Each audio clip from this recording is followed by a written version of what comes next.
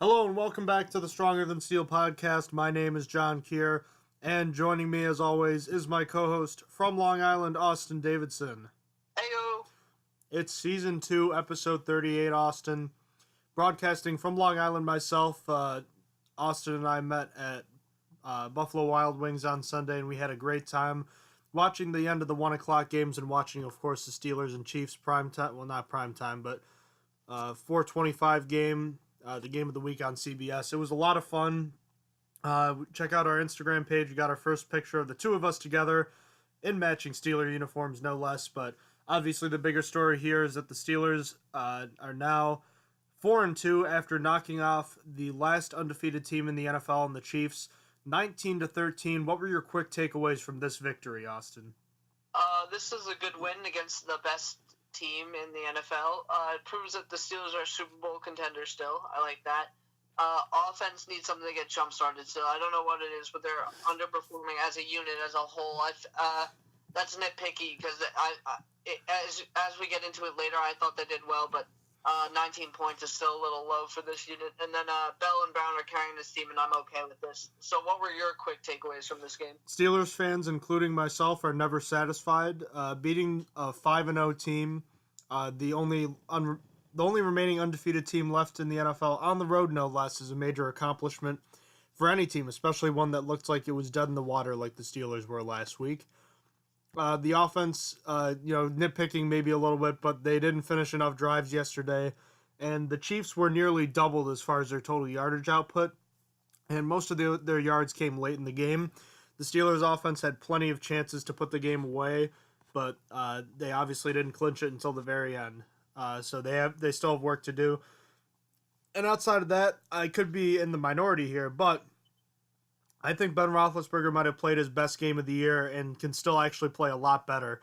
I'll get more into his performance in a little bit, but we have some injury news to get to. First and foremost, sticking with Roethlisberger, he was shown going into the locker room during the game, but as it turns out, he was just using the bathroom. Other key injuries include Marcus Gilbert, who re-aggravated his hamstring injury that he missed the last 3 games for, and had to leave. Chris Hubbard replaced him.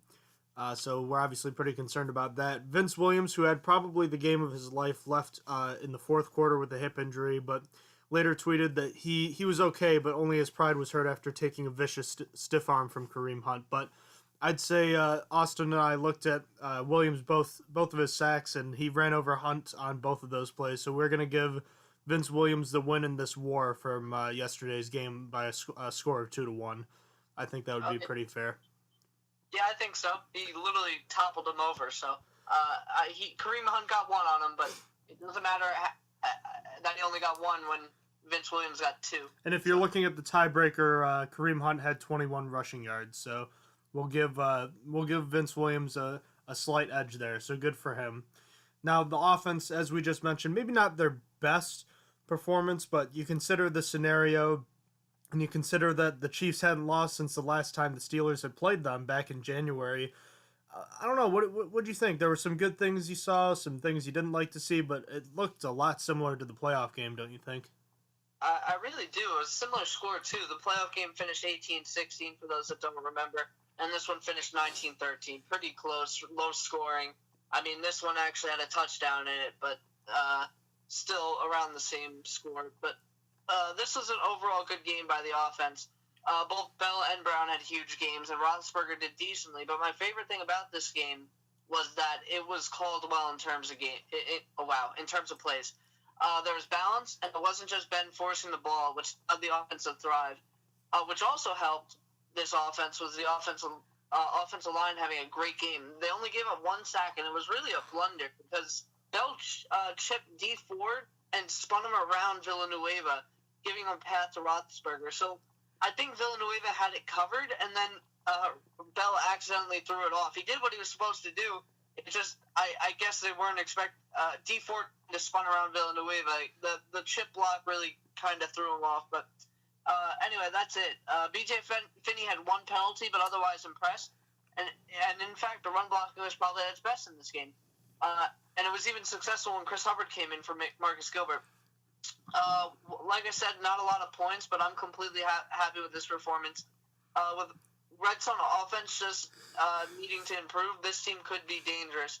I will say, however, Antonio Brown completely bailed out Roethlisberger, who I guess it's now 1-for-1 because one of Roethlisberger's picks was a miscommunication with Antonio Brown, so I guess you could blame one on Antonio Brown. And then later, Antonio Brown, on the spectacular catch that he made, bailed out Roethlisberger, who threw it right at the cornerback, but luckily Philip Gaines didn't want to pick it, and it somehow ended up in Antonio Brown's hands for a touchdown. That was like one of the worst plays, but it got bailed out because Antonio Brown's amazing. So, what did you see from the offense this week? Just another example that, Philip Gaines, like so many of those defensive backs, play on defense for a reason because they can't catch. But, as we were just saying, it's almost a carbon copy of the game last year. The biggest reason the Steelers won in January, look no further than Le'Veon Bell. He had 170 rushing yards on 30 carries, and he was even better yesterday with 179 yards on 32 carries and another touchdown. He was fantastic from the game's opening drive, and I think the offensive line definitely played its best game of the season. That sack was on the first drive of the game, and as you said, it was kind of fluky in the manner of which it was given up. The ground game was dominant all game long, and the Steelers were able to dominate time of possession. And after Bell's go-ahead late touchdown early in the third quarter, I meant to say Bell's go-ahead touchdown early in the second quarter, the Steelers never relinquished the lead. Outside of Bell, James Conner looked good with 2 carries for 14 yards, and the nightmare Terrell Watson had another first down carry on a third down, so another big touch for him. Elsewhere, as you said, Antonio Brown turned in another fantastic performance, and this was before his game-clinching touchdown. He had 7 catches for 104 yards before taking that last pass, 51 yards for the what ended up being the clinching score. He made one mistake the whole game, which I'll get to Roethlisberger's end as well. On that play, it looked like Roethlisberger was expecting Brown to run a slant route, but instead he ran a hitch. So it was Brown's fault for not running the right route, but it was also Roethlisberger's fault for still not being able to see that and be able to slow down for a second and still be able to get it to Brown. So that's probably a little more on Brown than it is Ben, but I'll give them both a little bit of fault for that. But Brown definitely made up for his mistake on that last touchdown, and it's just amazing that he can not only catch the ball from that position, but dodge the hit and then outrace the couple defensive backs to the end zone. So that's an amazing play right there. And I said I thought this might have been Roethlisberger's best game, and honestly, outside of that last throw to Brown, I can't really remember many balls being forced anywhere. Austin, do you? No, not at all. In the first half, he was nearly flawless. He had one incompletion. The second incompletion came on the interception. So yeah, you're right. You're right. His first 2 incompletions. One was a ball that I think was just a couple inches over the hands of Vance McDonald. In fact, it hit his just tapped his fingertips on a deep pass. And then the interception. He really started well, and he didn't finish the game as well, but I think the game plan, as you said, was very good this week, and it's definitely a huge bounce-back performance after last week, and so that's a great sign going forward. You have to like where they're going, and they didn't finish as many drives as you would have liked, but again, they're playing the best team in football in their house, so you'll take what you can get, and hopefully you can build off of it this week. I feel a lot better about this type of performance than I did, say, against Minnesota or even Baltimore, as a matter of fact. But one unit that I think we can both fairly say had their best day as a unit this entire season was the defense, and I think you'd be pretty crazy to say that otherwise. Oh, yeah, this unit did fantastic. The only thing they didn't do was get a turnover, but that doesn't matter when you shut down the other team completely.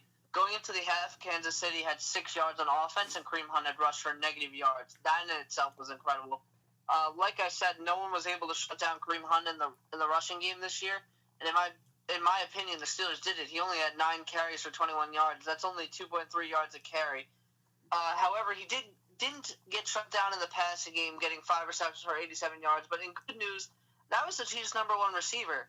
And that's not that great when you have Tyreek Hill. So Cornerbacks as a whole did great here. Only 1134 yards to Tyreek Hill, and the most yards to DeAnthony Thomas was 64. And almost all of them came on one bad play where a bunch of tackles were made. He got 57 yards on it. So if you take that away, he only had, quick math, like 8 yards. But that's it. Other than that, I think the linebackers did pretty well as well, stuffing the run and keeping Kelsey contained with only 37 yards. And then I really don't have many complaints. I was happy to see Hutton shut down, as I said. But seeing Hill and Kelsey shut down, too, was incredible. Even in the AFC Championship game last year, Kelsey had quite the game while Tyreek Hill wasn't. So it was nice to see all of them kind of shut down. The Steelers played like the Patriots here and taking away the Chiefs' best player. I would say that's usually the Patriots' mindset, take away their best player, make them find someone else. And the Steelers took away Hunt and made them throw. I don't think the Chiefs really – I'd have to go back and check those stats. I don't think the Chiefs really threw that much as they did in this game coming in. But anyhow – what did you see from the defense this game? Yeah, I think part of that is because when the Steelers went ahead with that early touchdown, the Chiefs at that point had, I think, they had that drive where they started on the Steelers side of the field after that botched kickoff. But I mean, honestly, outside of that, I think the Steelers had the ball a lot early on, so I think the Chiefs felt desperate and decided to start throwing it more. Because they completely abandoned the run. They had 15 carries as a team for 28 yards. Hunt was just never a factor on the ground. The Steelers just shut him down. It's kind of crazy considering they give up over 100 yards per game coming into this week and had given up over 200 rushing yards 2 times in the last 3 weeks entering this game. But you look at the Chiefs, who I believe had the number 2 ranked offense. Here's what they gave up. 251 yards against, 12 first downs, 3 of 11 on third down, 28 rushing yards, and 0-2 in the red zone against 2 arguable MVP candidates. And, they had 6 yards in the first half, 25 through 3 quarters. Yeah, they didn't have any turnovers, but through 3 quarters, if you're doing that, I'd prefer to give up just 25 yards as opposed to giving up like 200 and, having 3 turnovers. I don't know. Maybe that's nitpicking, but it's hard to be disappointed with that performance. And yes, the last quarter and a half, give or take, they didn't play as well. They couldn't keep the Chiefs off the board, but huge plays from Sean Davis and James Harrison in the fourth quarter preserved the Steelers' lead. Sean Davis broke up what was a sure touchdown pass in the end zone to keep it a 12-3 game. And James Harrison's sack on the final third down of the game, beating Eric Fisher just like he did last year in the playoffs. This was definitely the Steelers' best game of the season defensively, and I thought Vince Williams had his best game as a pro yesterday with 2 sacks, and he was all over the field before he had to leave. He didn't even finish the game, so just wanted to mention his name because he played really well. So moving on to the special teams, not a really good day for the special teams unit as well as the other 2 played, Austin. They really struggled. Oh, yeah, there was a lot of bad from this unit in the game. It started with a miscommunication between Juju and Brown on was it a punt or a kickoff? It was a punt, I'm sorry. Yeah, it was the safety, so it's a punt, like a punt off almost. Yep, and the Chiefs just recovered it straight up. Juju and Brown didn't even touch it because they were just confused on who was grabbing it.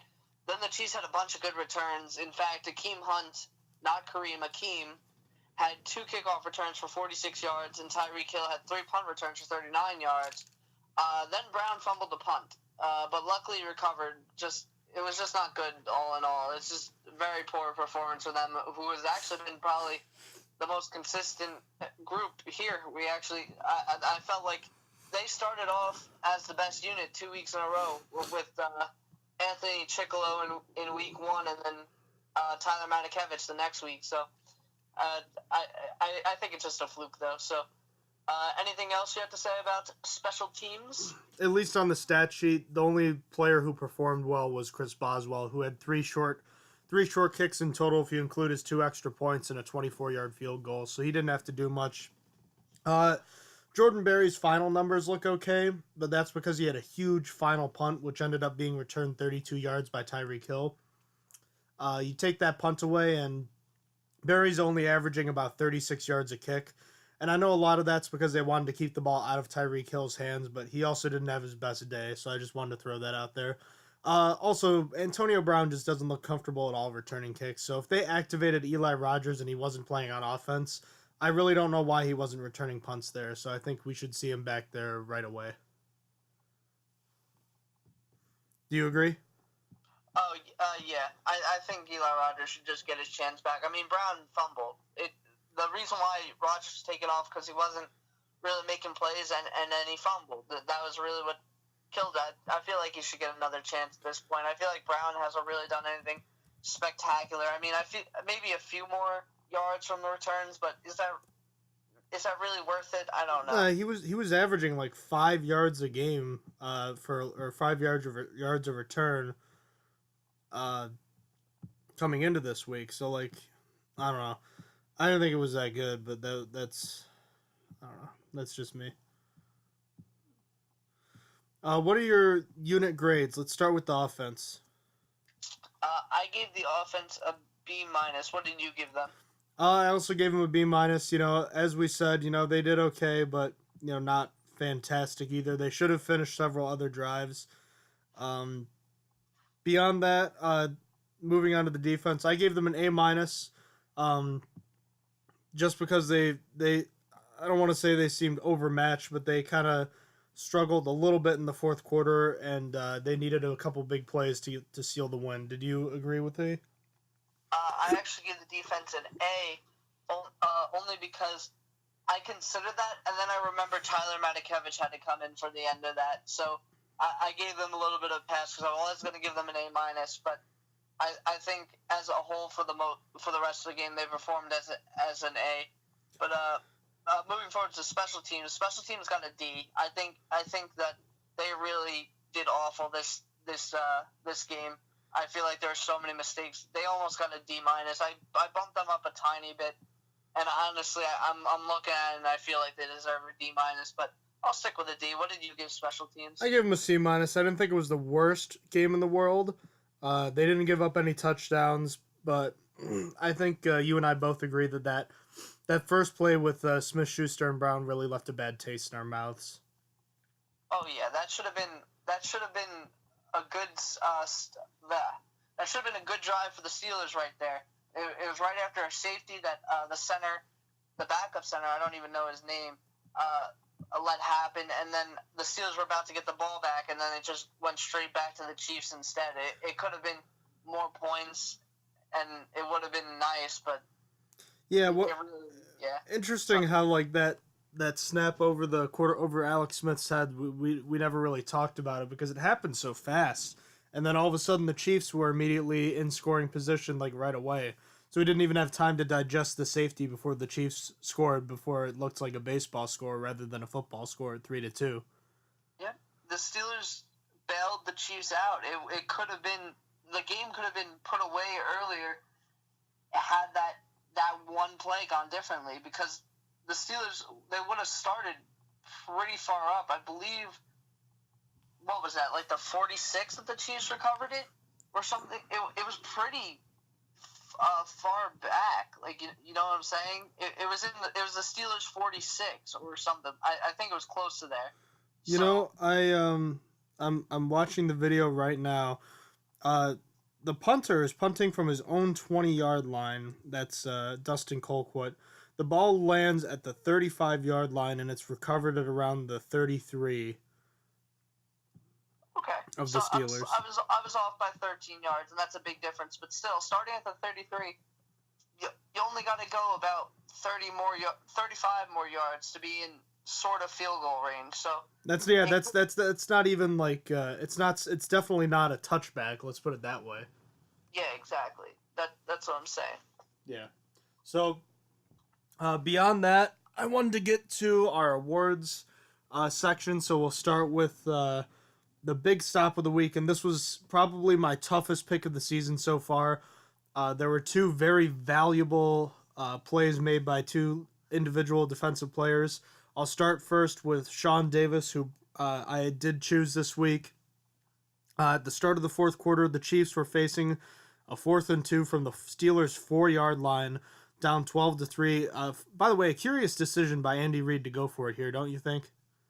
Oh yeah, I was talking about it while we were there. I was trying to explain to the people around us that I thought they should have went for the field goal because there was still plenty of time left and it would have made it a one-score game. Going for it kept it 2 scores, and that later came back to bite them. If they kicked that field goal, it would have really helped them out. But it was a bad decision. That's just what it comes down to. It was a bad decision. I feel like maybe it was because the Kansas City Chiefs hadn't moved much on offense that whole game that they felt like they needed to go for it there while they were there. But I honestly just it obviously didn't pay off in the end. They came back to bite them. Yeah, it's funny. That was exactly kind of my rationale for it, but I think I was more lost in the moment while you were kind of thinking more logically there. Whatever the case may be, just under 13 minutes left to go. On this play, Alex Smith, on his third read, rolling out to his right, throws it back to, I believe, what's his name? Travis? Or Harris? It's Harris, right? The backup, Harris, yeah. the backup tight end Harris. Travis by accident. That's right. Well, in any case, he basically, this is a perfectly thrown ball, and he comes down with it in the end zone, outleaping Sean Davis. Davis falls to the ground while Harris is like kind of standing over him. They're both like wrestling for the ball, and at this point, it's like you're being taken to the ground, at least in terms of the NFL's rule book. So Davis is now wrestling with the ball and manages to kind of pull it out while he's trying to hold on to it. So it's ruled an incomplete pass and the Steelers take over. Now, it was between that and obviously the big third down sack by James Harrison. I thought that was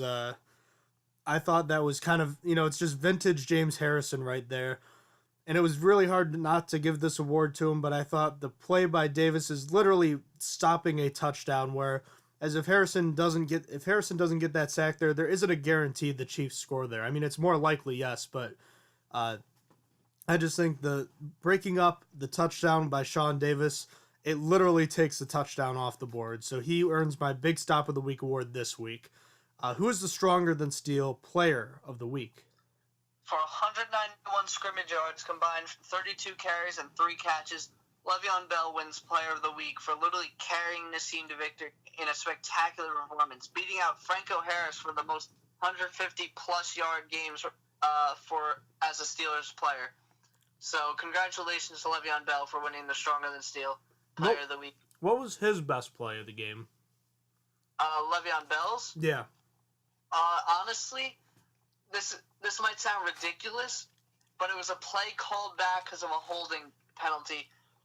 Regardless, while people can say the holding call is what had him run that way, it's just seeing it was a vintage Le'Veon Bell because after he got past where the hold was, and I'm thinking of what's impressive was after that. It wasn't what was opened up.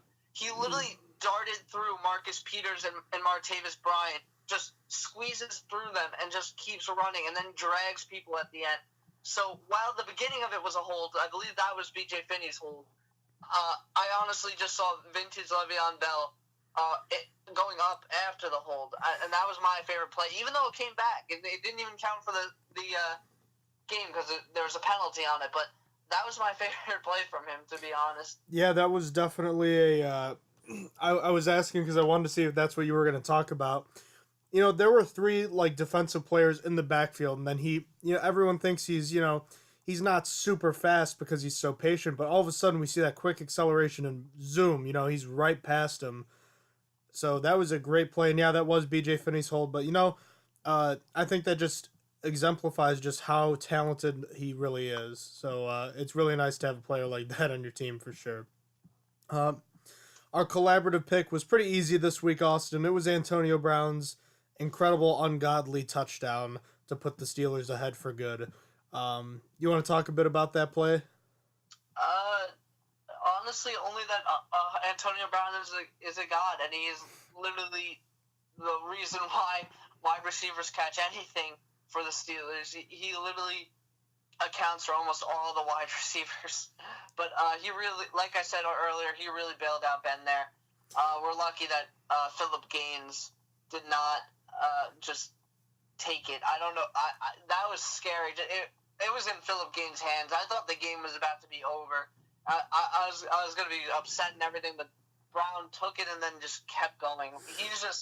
He never ceases to stop impressing. He just will. He's gonna. I don't know when he's ever gonna come down. I hope it's not ever anytime soon. But it's just amazing what he can do. Do you have anything to say about it? No, just if you haven't seen it, you really are doing yourself a disservice by not seeing this play. We can talk about it, but you really need to see it yourself in the situation. I think Tony Romo's reaction as the color commentator is kind of crazy. I don't know if you heard it yet, Austin, or if you just kind of watched the highlights and haven't listened to it. I did not. I've barely gone back to see highlights. Jim Nantz, kind of exclaims like, "Oh, it's caught," or whatever. And, Tony Romo screams like, "Oh my God," like while like he's saying like, "Oh, he's running down the field." It was really kind of a crazy moment because, it really did come out of nowhere. But yes, do yourself a favor, Steeler Nation, go check it out. We'll move on next to who stood out on the Steelers' end for you, Austin. I actually chose three people that impressed today because I just couldn't leave it off because number 3 is like one of my favorite players this year. But number 1 had to go to Vince Williams. Vince Williams did great today. Not today. This Sunday. He got 2 sacks. He ran over Kareem Hunt twice, as we said. He really did well on defense. He was also a good run stopper, as you could tell from Kareem Hunt's stats. So my first one who impressed was him. Next up, well, not a lot of stats. Not in a lot of snaps, not stats.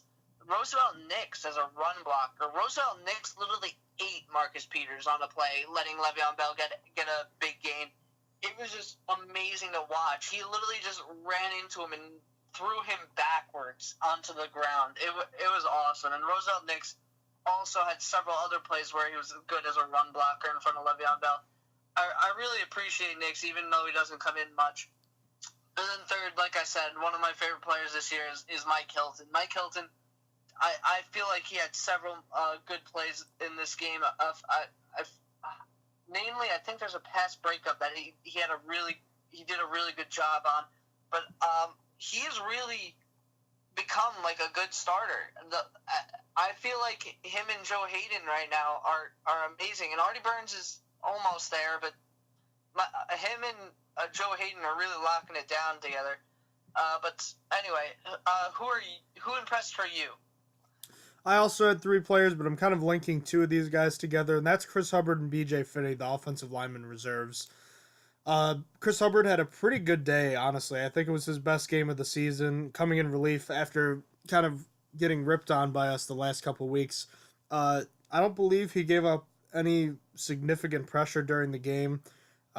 Looked good as a run blocker. There was one time he was pulling where I thought it was Villanueva. I thought it was like just not Gilbert. I didn't think it was him, or not Gilbert, Hubbard, and it was Hubbard making a crushing block, and I was like, wow, that's a nice play right there. He played pretty well, and B.J. Finney, aside from the flag, which upon further inspection really isn't a hold, but I mean he got his arm around the near the neck of the defensive lineman, so that's you are going to get called for that if you're not careful, but technically it shouldn't have been a hold, but I see why it was called. But I mean, outside of that, I think Finney played really well. He's definitely a better guard than he is a center. So they both earned the wins against a tough defensive unit. And Sean Davis for his big play earlier, but also throw in James Harrison. I already talked about Davis, but Harrison coming in, playing just a few snaps. We finally saw him in that closer role that Joey Porter talked about in the preseason where TJ Watt would be starting and James Harrison would be the kind of like relief pitcher, the closer, if you will. And I think, is it fair to say that James Harrison has his first NFL save? I honestly think so. I think that he is going to come back and he's going to be used more in the offense after this offense against other teams' offenses. Because of that sack, he showed that he still got it. I feel like this was a long time coming. I doubted it. You definitely called it that he was going to have a save, but what do you think? It's certainly interesting. I kind of I kind of thought the idea of a closer didn't make sense in football, but here it is. It might just be the thing that works for Harrison, just the situational pass rusher. I think he played probably a total of 10 to 15 snaps, and I think, like 10 to 13 came in the last few drives. Uh, I don't know, is there a snap count up? Could you check that out somewhere by any chance, Austin, while I talk? Snap count for James Harrison, it was 15. So he had 15. I know he was in there earlier, but I know he was playing all the late snaps.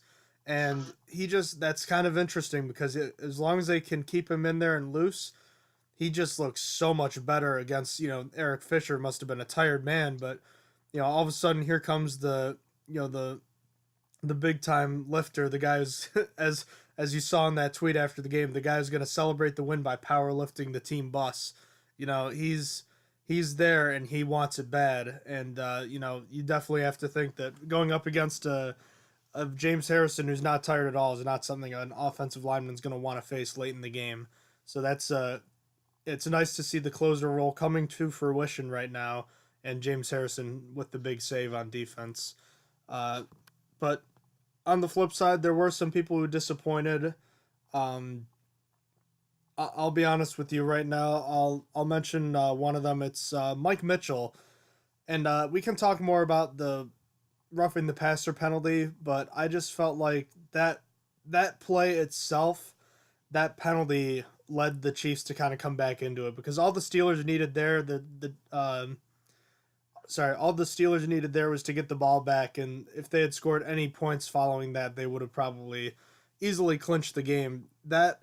Ensuing that ensuing penalty and long play seemed to just give the Chiefs life, and I felt like it just gave them a ton of momentum, and it made the game a lot closer than it should have been. But I'll give him my loser, my disappointed player, for not just the penalty, but for what followed after it.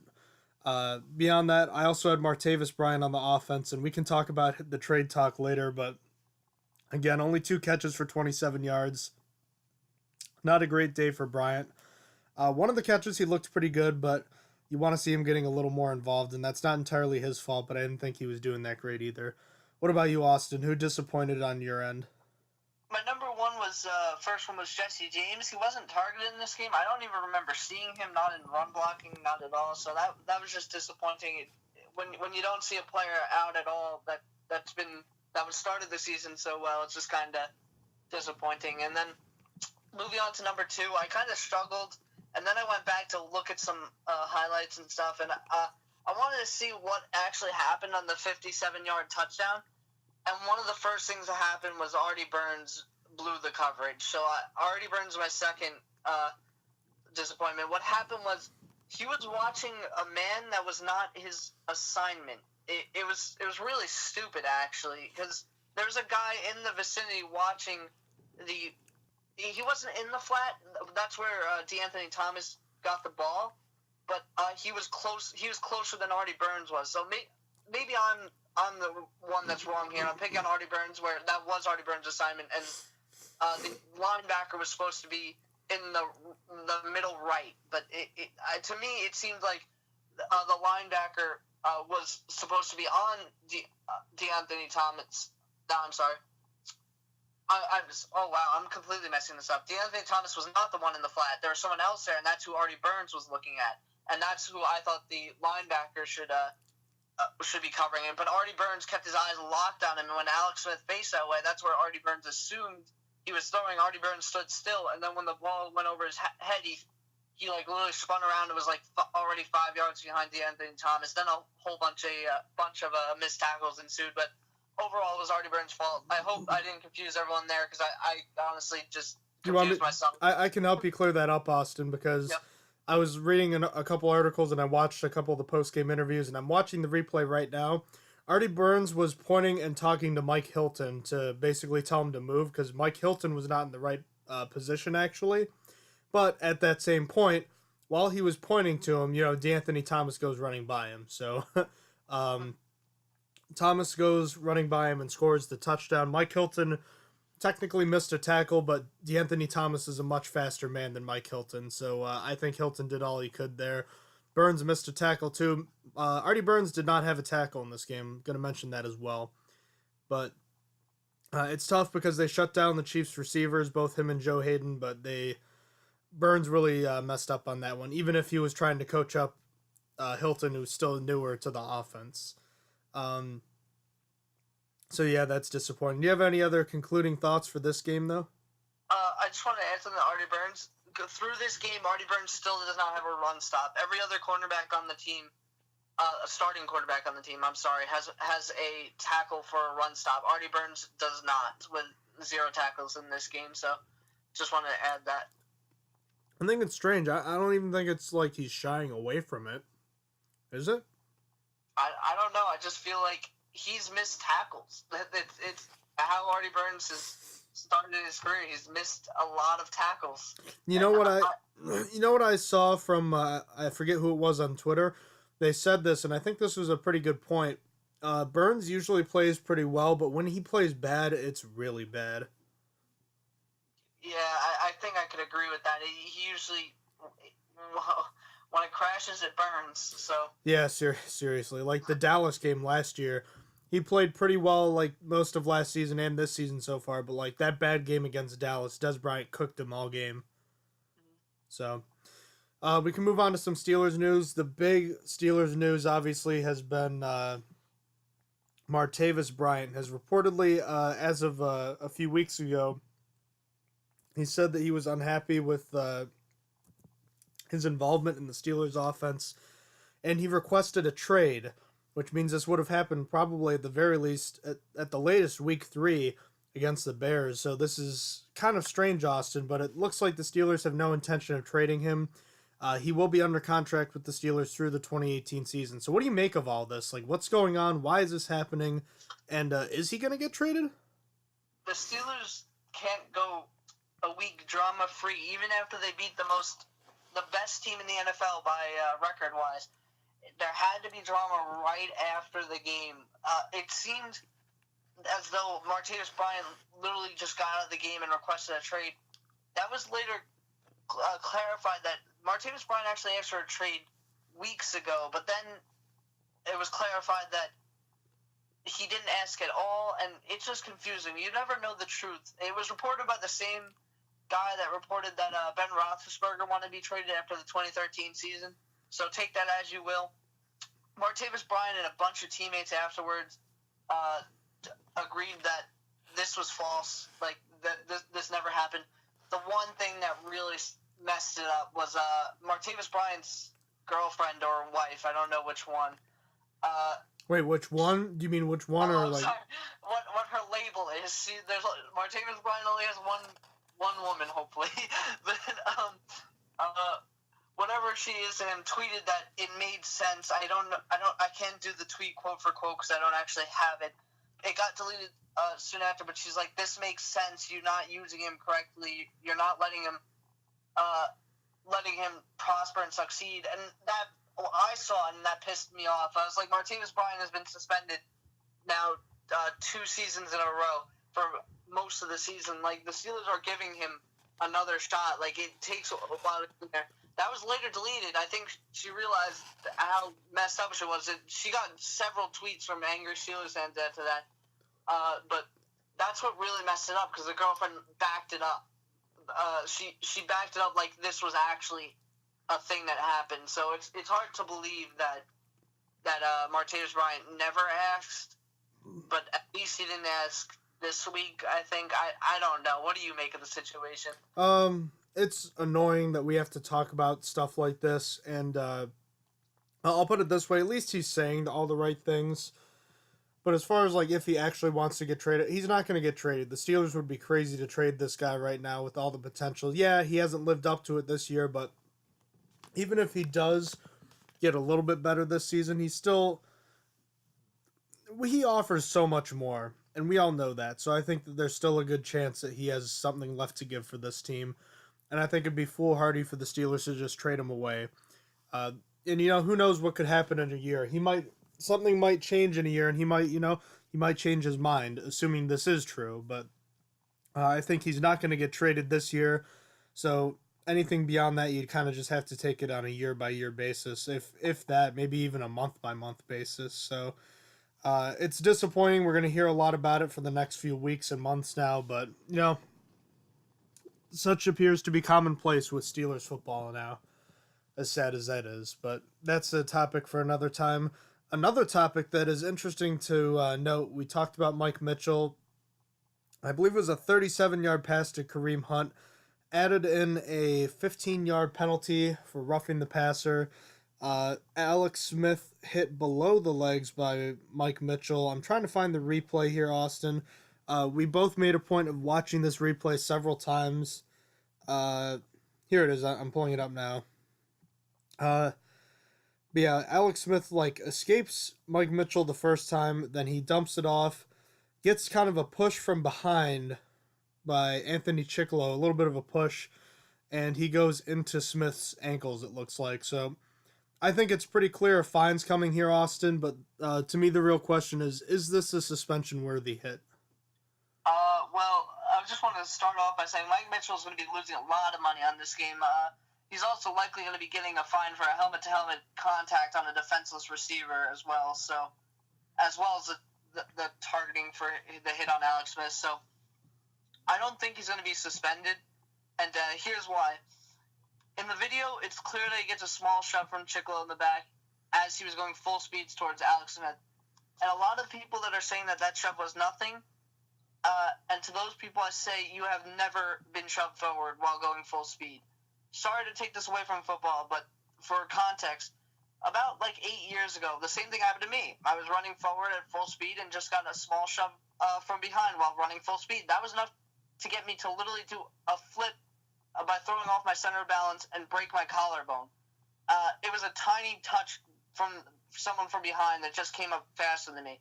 But point of the story is if you're already at full speed and you're forced faster, there's no way to recover from that. It doesn't matter if you're a pro or not. Everyone has a max speed, and if you're pushed past it, how do you expect your body to react to being pushed over its max? It can't compensate for something that it's not capable of doing. I genuinely don't think Mitchell was going after Smith, therefore. However, I do still think the fine is necessary because Mitchell could have done a better job to avoid Smith while falling, but it's in the moment. I can understand it being hard to just, while you're falling, to try and maneuver yourself around it, but it's football. I honestly don't think Mitchell was in the wrong for this, and I'm very adamant on that. But what do you think? I'm having a very tough time trying to see this from a different angle. There's an angle from behind, which I know we're going to see on the All-22, and I think that'll be a lot more telling.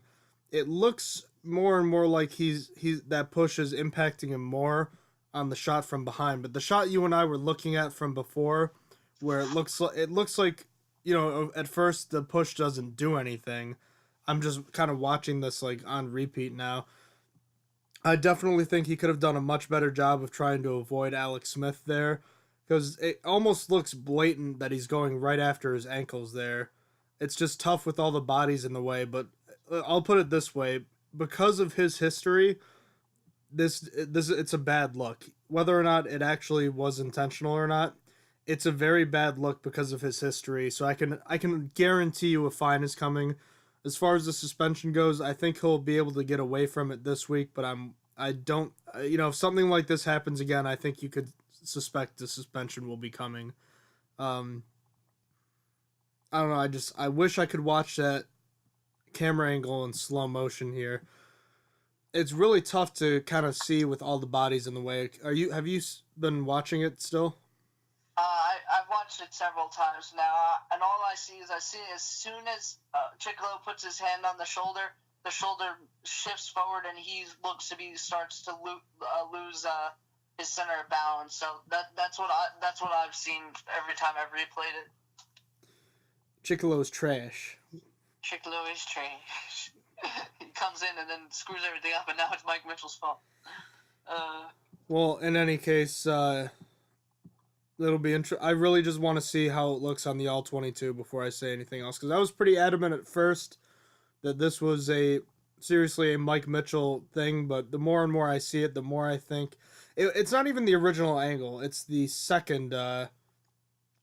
It's the second angle from behind the Kansas City offense that I really want to see. Right now I'm holding judgment, but it does not look good but it also, at the same time, he might not have been trying to do that either. But it's something you really got to be careful of. We'll know more later in the week. But speaking of the week, we can talk more about the NFL, unless if there's anything else you wanted to say regarding the Steelers and their win over the Kansas City Chiefs right now. Nope, I have nothing else to say. Alrighty, so it's time to look back at some of the other games. Week 6 now in the books, Austin. Starting with our pick'em. Real quickly, you have the totals, right? I do. The totals for the week for you were 5 and 9, bringing your overall to 30 and 42. And the week for me was 8 and 6, and that brings my overall to 35 for 37. And yeah, that's it. Yeah, so I'm not having a great season, but not terrible. Austin's doing much better. And just remember, we're not doing it like the way it's typically done in the NFL, where or for betting, where it's you can either pick the team to cover or you can pick the other team with the points. We've been picking the points or picking the team to cover or an outright win, so it's more likely for us to lose. So just keep that in mind. Starting with the Thursday night game.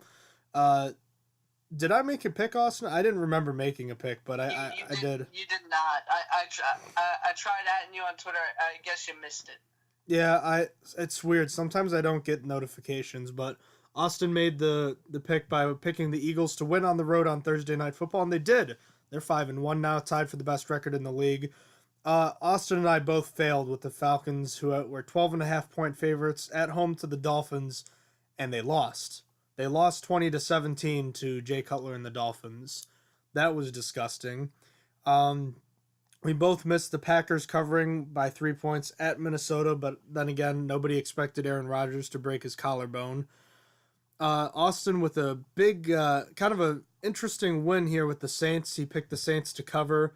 That game was 45-10, and Austin, there was a point where it was a 7-point game. The Lions nearly pulled off the biggest comeback in NFL history for a second there. And then they went back to being the Lions. Yeah. So go ahead. Yeah, they really did. There were 2 interesting pick sixes. One where the Lions guy ran in from like 2 yards away, and then the Saints defensive lineman literally intercepted it while already in the end zone. That's pretty cool. But I picked the Lions to win outright, and that was an ugly no. Austin probably should have gotten this right, or at least it should have been another chance. The Jets winning outright. I know you and I are not happy, like a lot of the NFL, about that call. We'll get into that in a little bit.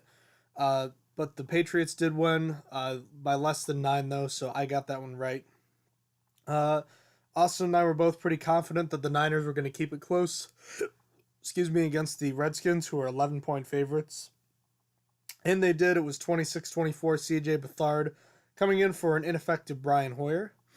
The Bears, overtime winners over the Ravens, who are 6.5-point favorites.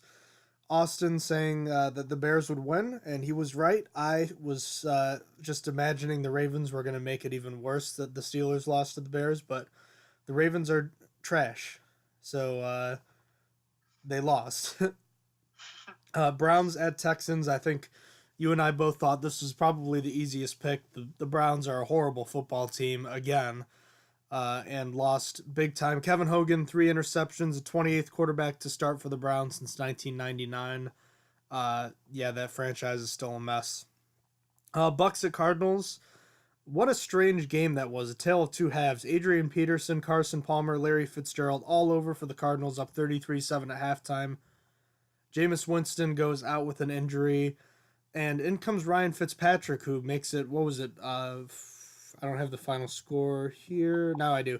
38-33. That was kind of an odd game, wasn't it?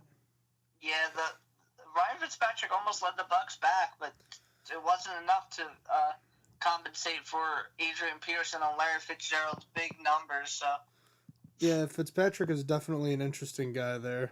That's for sure. It's like he just never goes away. Next, we have the LA Rams at the Jaguars. The Jaguars were 2.5-point favorites. The Jaguars continue their Jekyll and Hyde type of season, losing at home by a final score of, where is it? Oh, 27-17. Leonard Fournette had an injury scare, but it looks like he's all right, so that's good for him.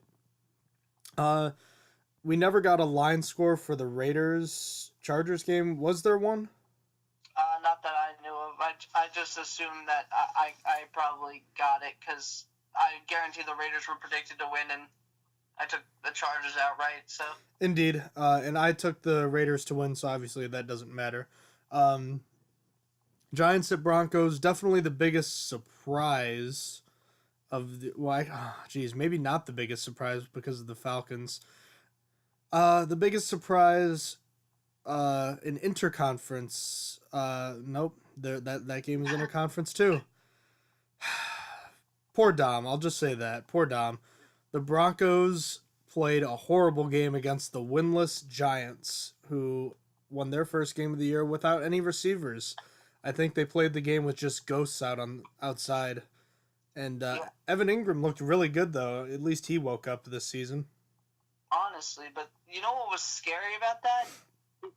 I think the most scary thing about that was the Broncos have faced Melvin Gordon, Zeke, Marshawn Lynch, and LaShawn McCoy before that. Together, I think they combined for less than 90 yards. They let Orleans Darkwa get 100 yards on them. Like, what? How? How does that happen?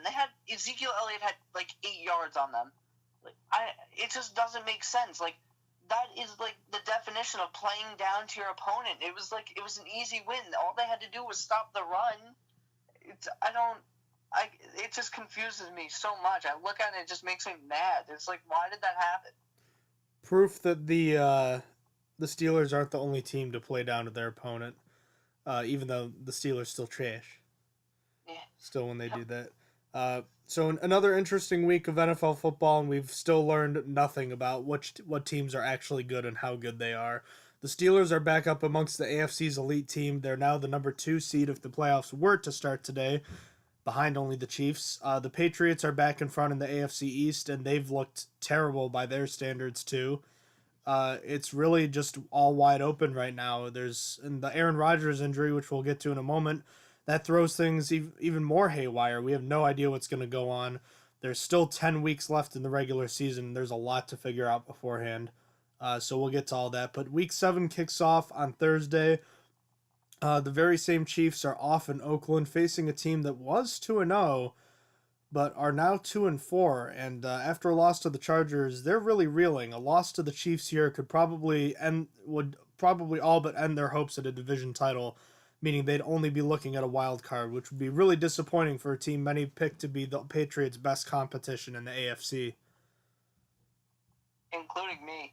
I picked Oakland to be their number 1 competition. Luckily, Patriots are shooting themselves in the foot because Oakland is really blowing it. But before we go into the Thursday night football thing, we just missed one game on this week's, which was the Colts at the Titans.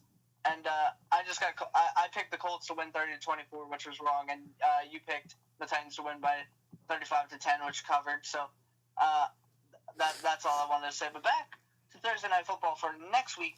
Chiefs at Oakland. The Chiefs are favored by 3 at the moment. I'm taking the Chiefs as a cover. I think that the Chiefs might have a way bigger lead on this game because of how Oakland's been playing. But who knows? Maybe Navarro Bowman will come and play 4 days after being signed and just be amazing and change the Oakland season. We didn't even write that in the news, but Navarro Bowman signed a 1-year deal with the Oakland Raiders, if you guys did not hear. So, but back to predictions. What do you have for the game? Oh, I'm really up in the air with this one, Austin, because I typically like to pick teams that are home on Thursday night games because they're so tough to win coming off that short week. You don't have any time to really prepare.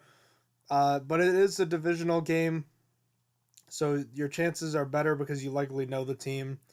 I thought the Raiders had the Chiefs' number lately, though. Could you check that out for me? Sure. It'll help me make my pick. Let's put it that way.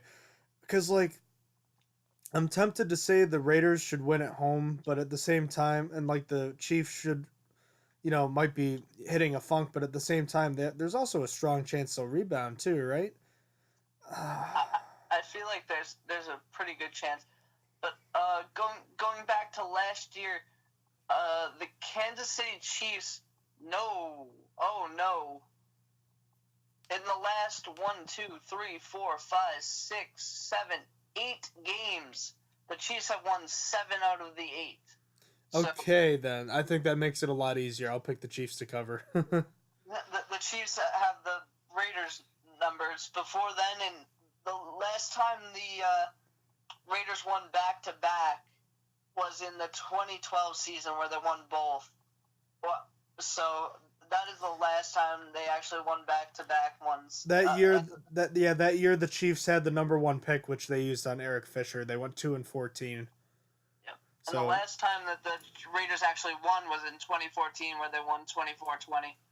That was, I believe, before Derek Carr was even in the league, right? Or was that his rookie year? Oh no!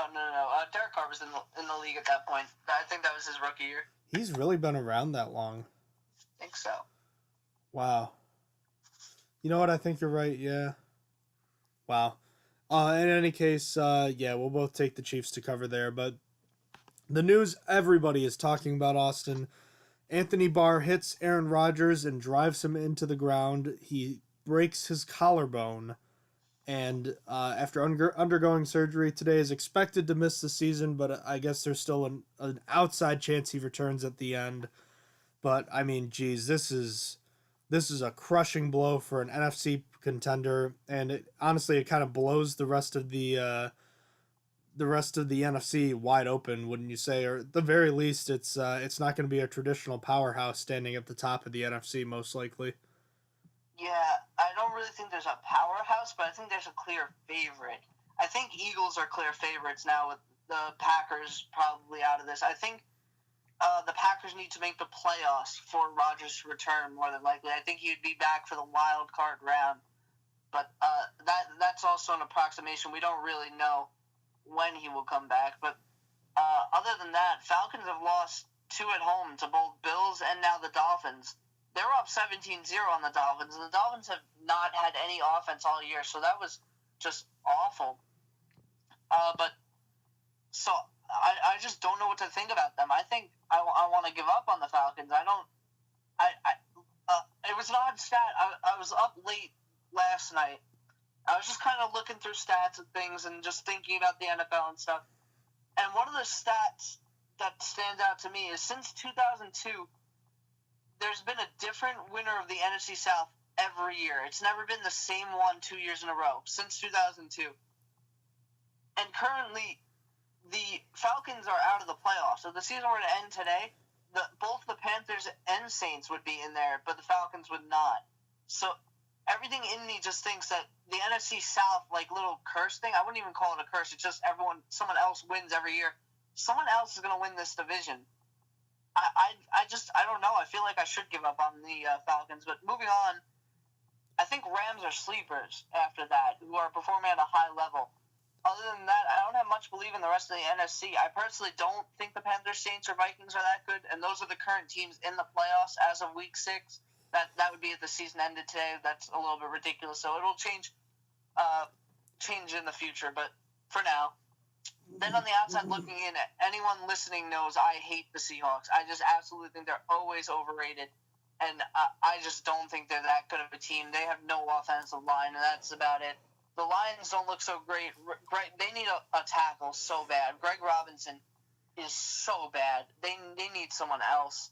And I don't personally like the Redskins, but I may be underranking them. That's the one team where I'll be like, they could be decent. I feel like Kirk Cousins is very inconsistent, and I feel like the team as a whole is very inconsistent.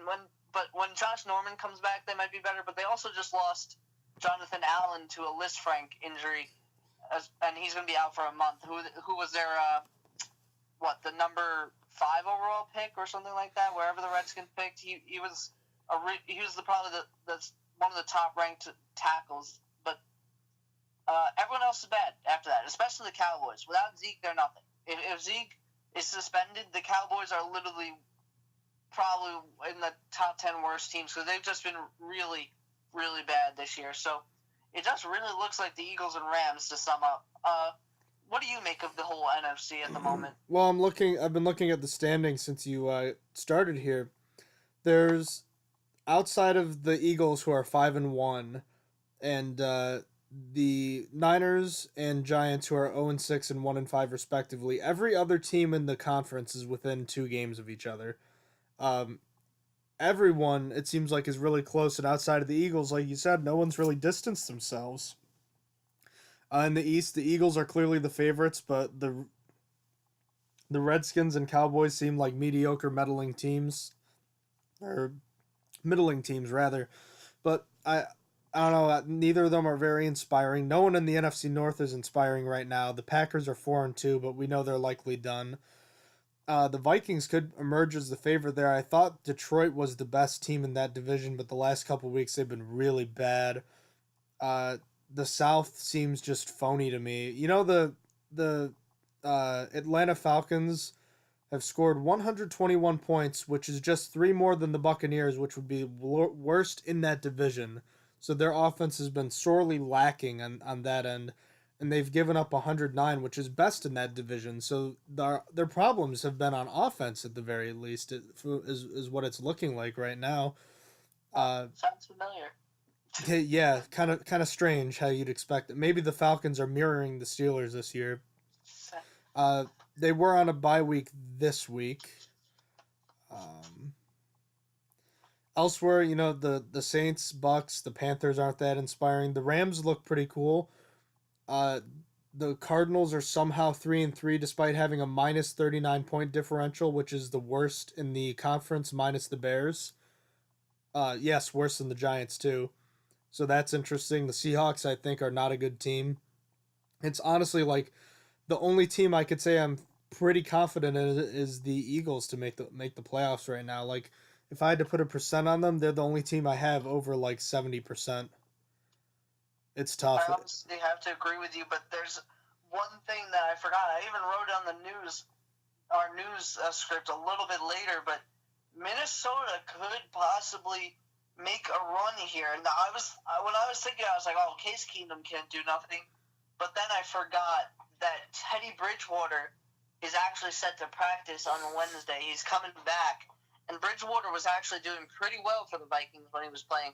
He was not great. He wasn't amazing. He was about in the middle. He was average. But that's all the Vikings really need to win this division here. I mean, the Lions and Packers are now going to be awful. The Packers are nothing without Aaron Rodgers. That team becomes literally just nothing. It doesn't count for any. Their defense is awful. They needed Aaron Rodgers to bail them out so many times. But so I'm thinking Vikings could appear as another, depending when Bridgewater comes back for real, because he's only practicing on Wednesday. He's not going to be starting on Sunday. At least I hope not. That'd be very quick to get him back into practice. But I think that they have a chance here. Well, it's interesting. I have to think Bridgewater at his best was an upgrade over Bradford and definitely Keenum, but I don't know how he would be now. He's been off for a long time, but we'll have to see. Reports of Adrian Peterson's demise, myself included, appear to have been greatly exaggerated. He looked just like his old self last week. Elsewhere, the Jets were robbed of a touchdown on what originally was called a touchdown by Austin Severian Jenkins, and it was overruled, saying that he fumbled into the end zone and the Patriots took over, which really bothered me. But I don't know. What do you have to say about that and the Adrian Peterson news? At least you didn't have to buy me a cake. I mean, that's something to look forward to. I mean, they weren't guaranteed to win anyway, but yeah, still. I offered to buy. I was gonna buy Austin a cake if the Jets won. Yep. You said it on the podcast, actually. Did I wasn't sure if I had. I wanted to clarify. Yep. But no, you're right. But as for Adrian Peterson, that was amazing. I really thought that the Cardinals traded for washed up trash at the moment, but honestly, it worked out. I didn't think that he would be able to do it. I thought that if he couldn't do it behind the Saints offensive line, which isn't like amazing, he definitely couldn't do it against the Cardinals, because the Cardinals offensive line has been really bad all year. And to be honest, I didn't really get to see much of the game, so I don't know if this was Adrian Peterson making moves or the offensive line finally getting good for the Cardinals, getting okay. But it might have been a combination of both. But still, that was a good performance for Adrian Peterson nonetheless. So regardless of what it was, that I think Adrian Peterson's going to work out for them until David Johnson comes back. That name was slipping me. The last thing I wanted to get to, 2-0-6 teams left in the NFL. We got the Browns and the Niners. Who's more likely to go 0-16 this year? Ooh, I got to give it to the Browns, but I'm really as Steelers fans, we kind of have to hope for the 49ers. I mean, it's not that much of a difference, but I say hope, but it doesn't really matter. It just since the Vance McDonald trade involved us giving us the 49ers our 4th round and the 49ers giving us their 5th round. If they finish in last place, it would be the beginning of the 5th round, and it would mean we traded very few spots for Vance McDonald, who's been an excellent run blocker, by the way. But off topic, I think that the Browns are more likely to go 0-16 only because the 49ers have really been close to winning. And when they put C.J. Beathard in,